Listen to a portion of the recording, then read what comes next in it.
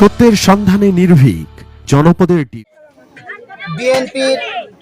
সাবেক চেয়ারপারসন, তিনবারের সাবেক সফল প্রধানমন্ত্রী, সকল গণতান্ত্রিক আন্দোলনের আপসীন নেত্রী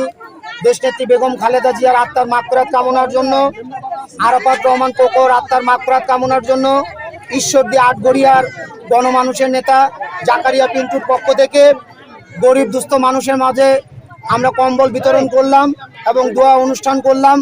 মহান আল্লাহ তাআলা যেন আমাদের নেত্রী, আমাদের প্রয়াত দেশনেত্রী, আমাদের মা,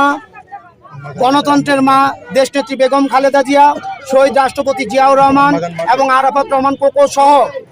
বিএনপির গত 17 বছর আন্দোলন সংগ্রাম করতে গিয়ে যে সমস্ত নেতাকর্মীরা তাদের জীবন দিয়েছেন, আত্মাহুতি দিয়েছেন এবং জুলাই আগস্টে যে সমস্ত ছাত্র কৃষক জনতা আন্দোলন সংগ্রাম করতে গিয়ে তাদের আত্মাহুতি দিয়েছেন, তাদের সকলের আত্মার মাগফিরাত কামনা করছি। এবং আগামী দিনে আমাদের বিএনপির চেয়ারম্যান তারেক রহমান সাহেবের নেতৃত্বে যেন বাংলাদেশে সরকার পরিচালিত হয়, সেই জন্য বাংলাদেশের জনগণকে বিএনপির পক্ষে থাকার জন্য এবং তারেক রহমানের পাশে থাকার জন্য উদাত্ত আহ্বান জানাই এবং ঈশ্বরদী আটগড়িয়ার সাধারণ মানুষকে জাকারিয়া পিন্টুর পক্ষে থাকার জন্য এবং জাকারিয়া পিন্টু যে সিদ্ধান্ত নেবেন সেই সিদ্ধান্তের সাথে একত্রতা ঘোষণার দাবি জানিয়ে আমি আমার কথা শেষ করছি। আল্লাহ হাফেজ, সবাইকে ধন্যবাদ।